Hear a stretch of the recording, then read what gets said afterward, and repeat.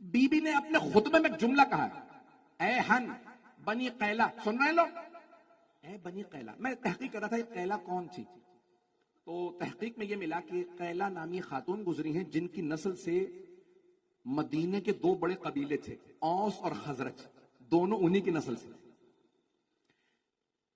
جس معاشرے میں خواتین کی عزت نہیں تھی، بی بی نے اوس اور خزرج کے دو بڑے قبیلوں کو مخاطب کر کے کہا، جن کے 60 گروہ تھے مدینے میں بسنے والے. بی بی نے کہا، اے ہن بنی قیلا، او بنی قیلا، او قیلا کے بیٹو، اپنی دادی کو بھول گئے؟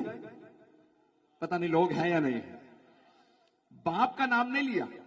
بھئی اوس اور خزرج دو قبیلے تھے، وہ کہتے ہیں کہ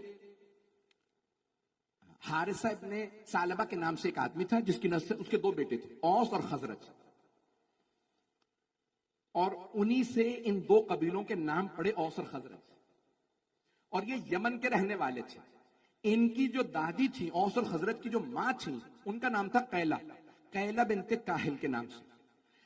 وہ بھی خاتون جنت کی عظمت کو سلام. انہوں نے اس مجمع کے درمیان کئی سو سال پہلے گزرنے والی ایک خاتون کے نام سے سارے بیٹوں کو مخاطب کیا. آج تم یہاں پہ اوس و خزرج والوں بیٹھے ہو، تمہاری دادی قیلا تھی، کیا تم اپنی دادی کی خاطر یہ نہیں سوچو گے کہ ایک ماں کو اس کا حق ملنا چاہیے، ایک بیٹی کو اس کی میراث ملنی چاہیے؟ احدم علی ارثی، بی بی کے جملے، خدا کی قسم عجیب و غریب جملے. کیا میں اپنی میراث سے محروم ہو جاؤں گی؟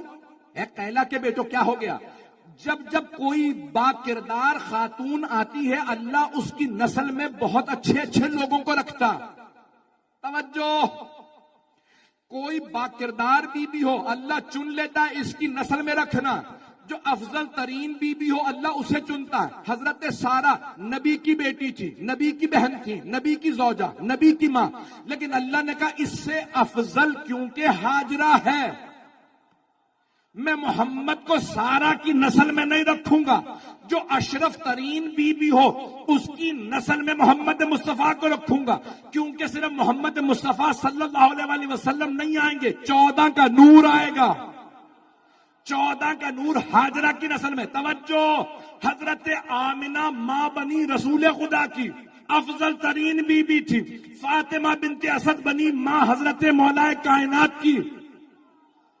ان ماؤں کا وہ مقام تھا کہ اللہ نے کہا جو عرب میں افضل ترین بی بی ہوگی وہ ماں بنے گی اماموں کی.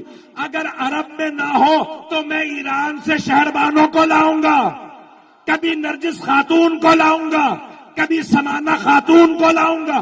جو افضل ترین بی بی ہوگی وہ ماں بنے گی امام کی. اب سوچیں کیا مقام ہوگا جناب خدیجہ کا جو فاطمہ الزہرا کی ماں بنی.